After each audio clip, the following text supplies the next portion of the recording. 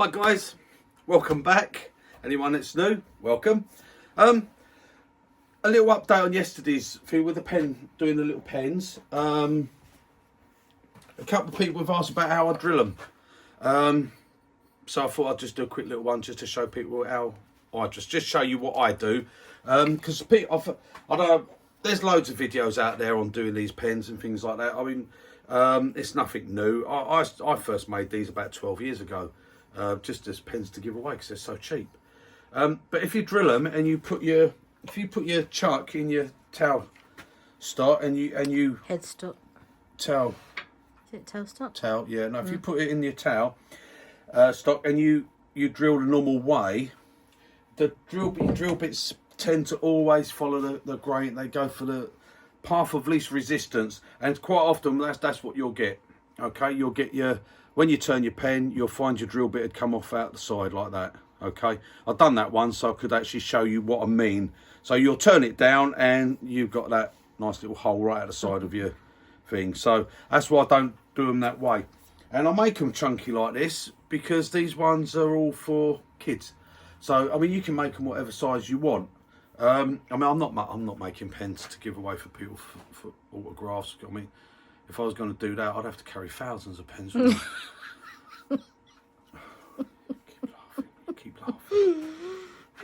But no, there's a woman down the road. She does an after-school kids thing for the parents around here. When they finish, they're at work, so she has the kids in. And I was talking to her the other week, and I made up a load of pens for her, and she loves them. So I do them with the red, the green, and the blue ink, and that. And the kids have them, and I make them chunky like that because what kids are like. They write funny, don't they? They get hold of them like this and do all that.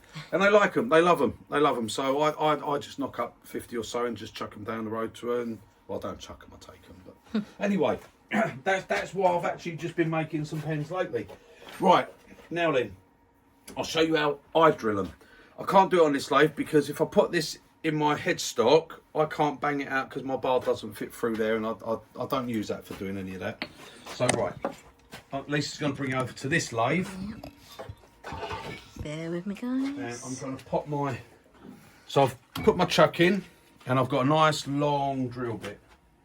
Okay.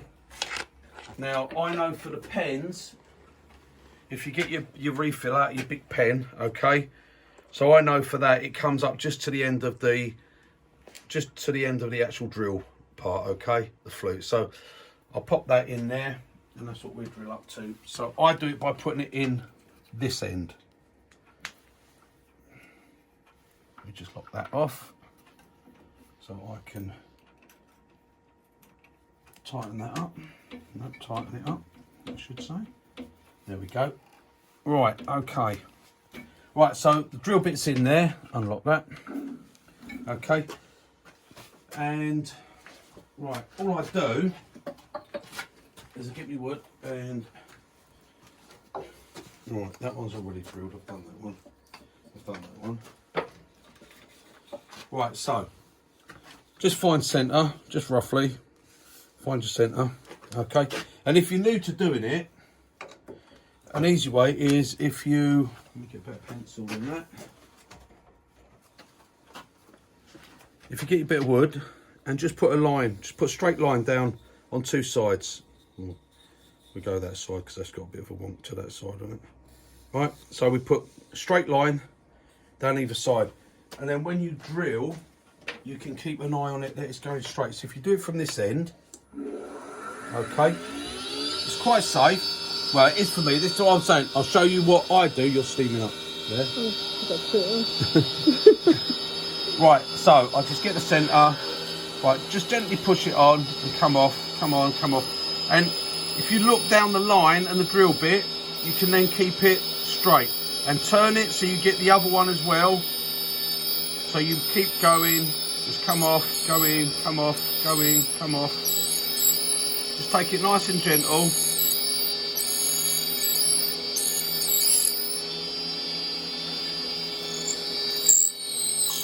There you go, and that's it done. And that way it's easier. I'll just do another one here. Do this one. Best to mark give your centre with a bradawl so that the drill bit goes straight in. Let me just turn that down a little bit at speed. I say if you can stand at the end of your lathe here and just look straight down the piece of wood, and all you're doing is following it down, okay? And then turn it so you keep going straight on both ways. Otherwise what you'll find is you'll go straight one way, but it would have gone the other way. Right, there must be something in there, not something. There we go, yeah, it's just a knot there. Just push it down.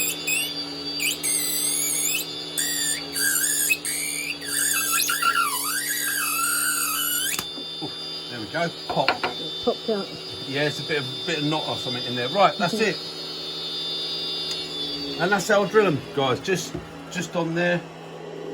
It's quite safe. Don't put your hand. You know, if you're doing it, don't put your hand at the end here pushing it. All right, just in case. But that drill bit, look, I've got plenty of room there. It can't come through. Okay, and it's a big enough piece of wood. So when that goes on, like I say, if you back on there. If you just keep watching, see, look, that turns lovely and central. Okay, so I know I've got it. I know I've got it straight there. Right, I'll take that drill bit out for a minute, so we don't leave that in there. Right, then what you're going to have to do is on the end, you want. That's a 4mm drill bit I use, by the way, 4mm. Okay, but on the ends, you just want to go in a little bit with a 4.5. That's just to allow that end bit of the pen to push in. Where's the other one gone? That's it. Found it. And that's it. And that's all I do. And then don't forget your little hole. When you've done your pen, you've got to put your little hole in the side as a breather. And for that I use a little 2mm. It's a little 2mm drill bit for that. And that's it really. Well, I tell you, I'm not actually sure what this wood is. This is a bit, Paul Hubbard, you gave me this wood, and I'm not 100% sure what this actually bit is. It actually looks a little bit like teak. So I might turn this one. Yeah, I might turn this one, and we'll see how we go. Then we make another pen up and see if the old come through all right. Drop that down a little bit. Okay, just going to bring you over, guys.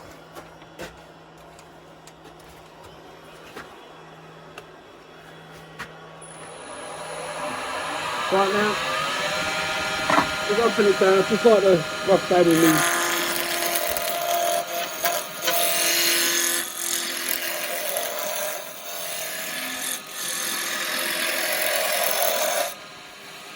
It.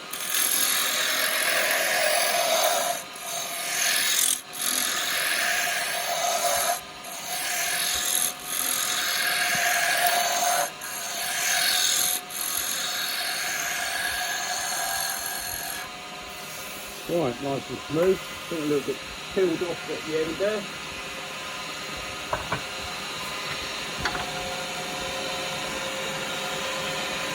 Right, I'll bring that up a little bit. Alright, okay. I'm just going to use this skew.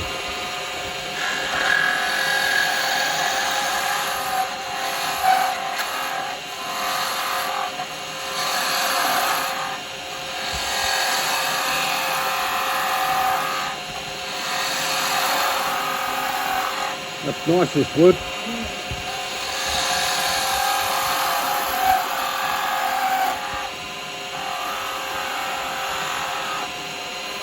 And I've been instructed by Lisa I'm not allowed to be looking at the camera while I'm doing it, because I end up then getting catches.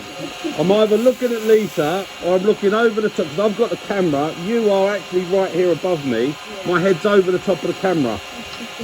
And I end up looking at the camera. And then I end up getting a catch or something. And she's like, you spend all day turning, you get no catches, and then as soon as the camera's on, you start getting catches. So it's because I'm not actually watching what I'm doing. Right, I just want to get I know where I went up to on the drill bit. Okay. I went up to there, so I just want to make sure I go past that hole there. Okay. Make this pen up to about here.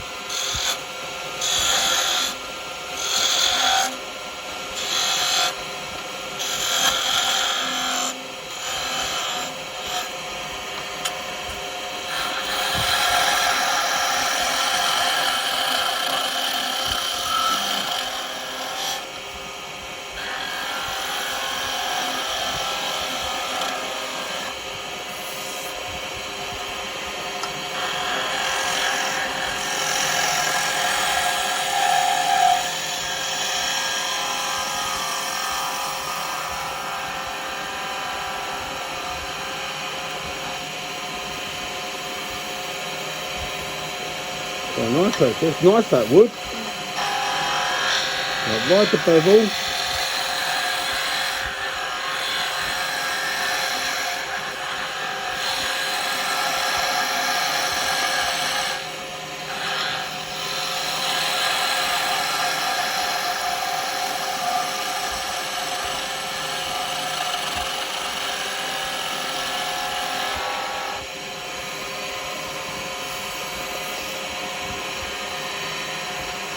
I'll take that little bit out there.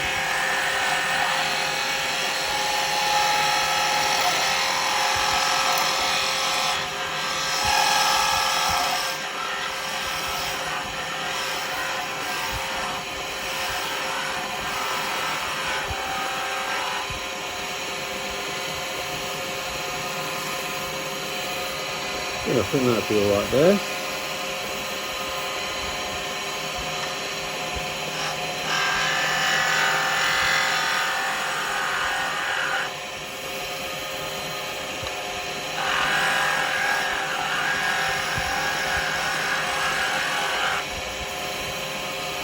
There we go. Right, just come down for a final cut on this rope.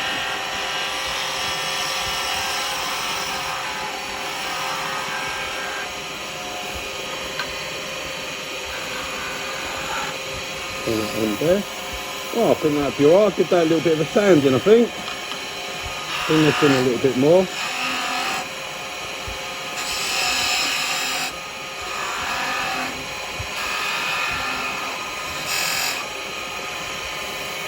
Right, I might actually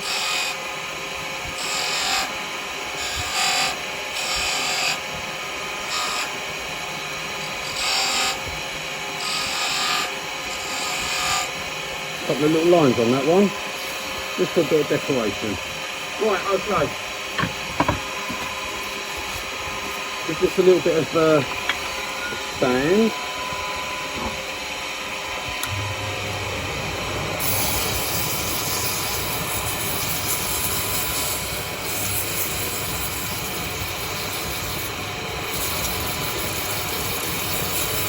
Yeah, this is definitely a bit of teak. You can tell it's teak by the way it goes as soon as you put a bit of sandpaper on it. Very oily wood.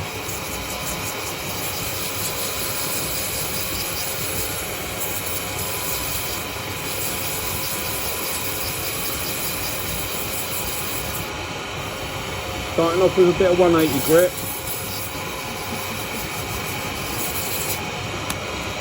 Up to 240.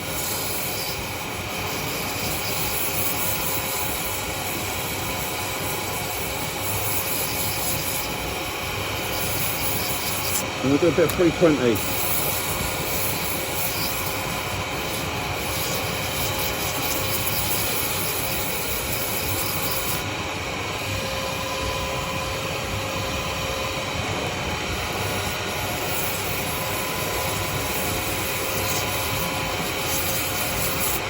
There we go, right.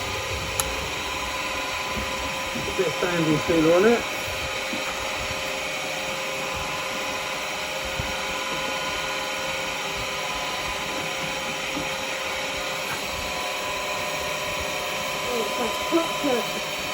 It is not chocolate. Right, that's a bit of sanding thing on.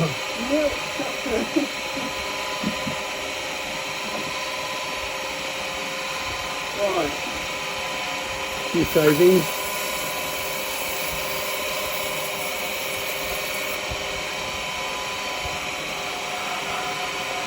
And I just use wax because wax is quite safe. I say they're not toddler kiddies. They're not that young. They're not like nursery kids.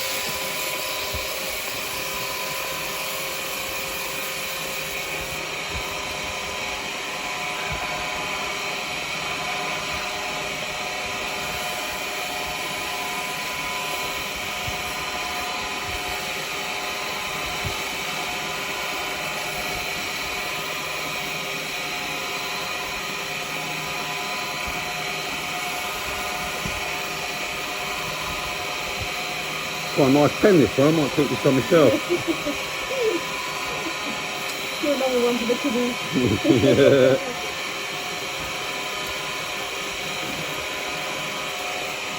Right. actually want to eat that one. Not everyone is like you, Lisa. Not everyone thinks it's chocolate. Right, let's put another little coat of wax on there. And get the speed up. Right, let's turn up.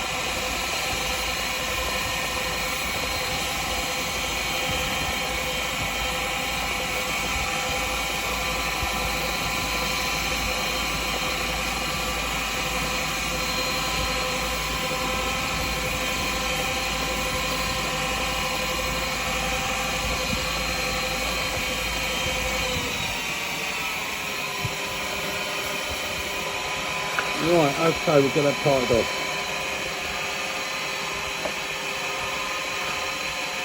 Right, get it tying off, I just use my little steel chisel here.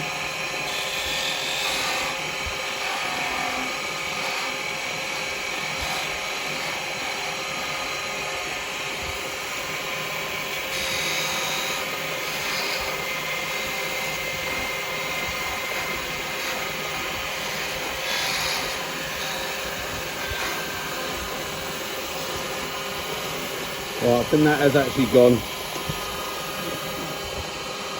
Yeah, we're all right. Right, I'll stop the lathe. Wind that up. Yeah, that's just twisted off there. I'll give that a little go afterwards. Yeah, it's a nice pen, that one. It's come out really nice. Right, now let me just check where that comes to. No, not quite high enough, so let's just check it all goes in. Yep. So what we've got to do, it's a shame that you take this mask off. It's a shame, but if you don't do it, as I say, the pens don't work very well. So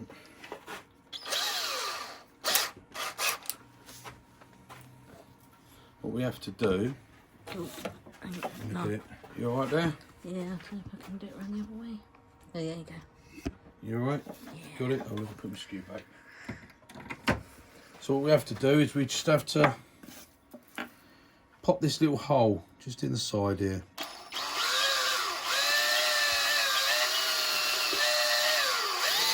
It just has to go through into the centre. If you blow through it, you know you've gone through into the centre. And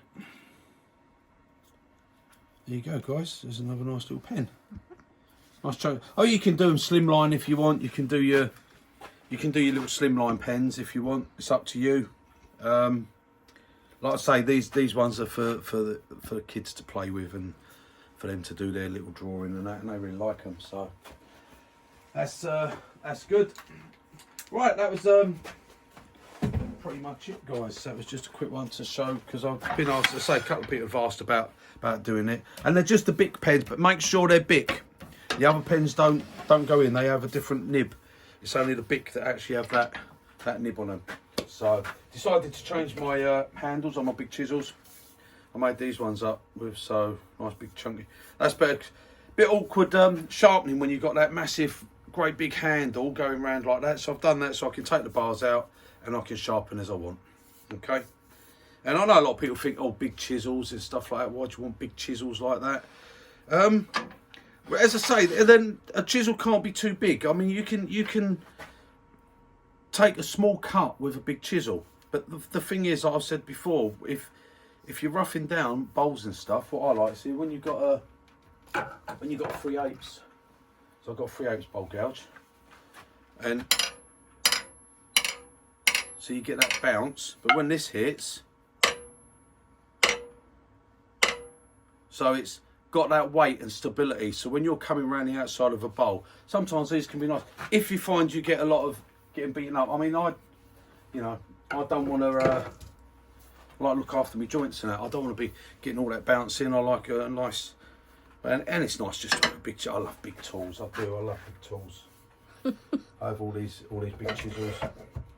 It's like I said before, my skew, that one, I made that one up myself, and that's a lovely skew, that. But for that, just a bit of tool steel, that would cost you over 100 quid for a skew that size. You know, 40mm by 8mm thick. But that cost me 20 quid for that steel. It was lovely. Just heat it up, you know, quench it a couple of times in the oil, and that's it. And it hold that, like that way it hold it. If you buy tool steel and you just sharpen it up, it won't hold its edge. It'll go blunt pretty quick. You'll get 2 or 3 cuts and it's going blunt.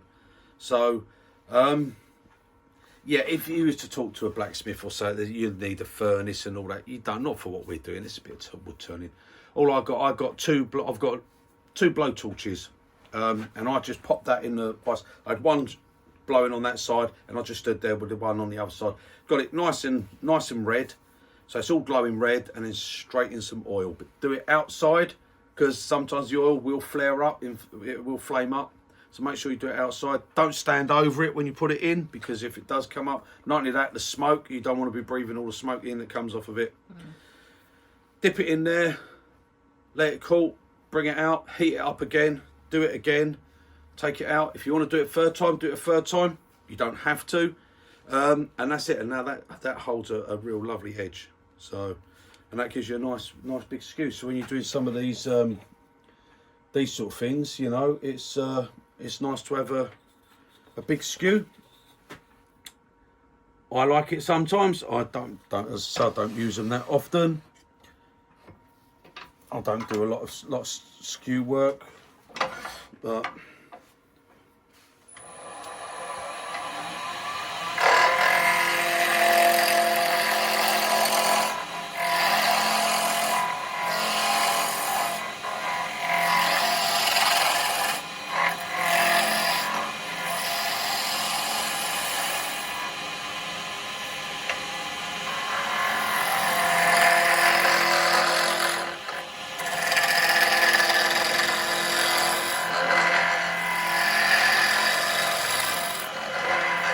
this cost me 20 quid for this steel.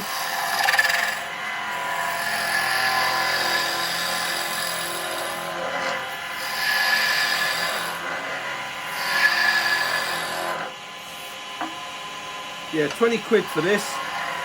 Well, it actually wasn't for this.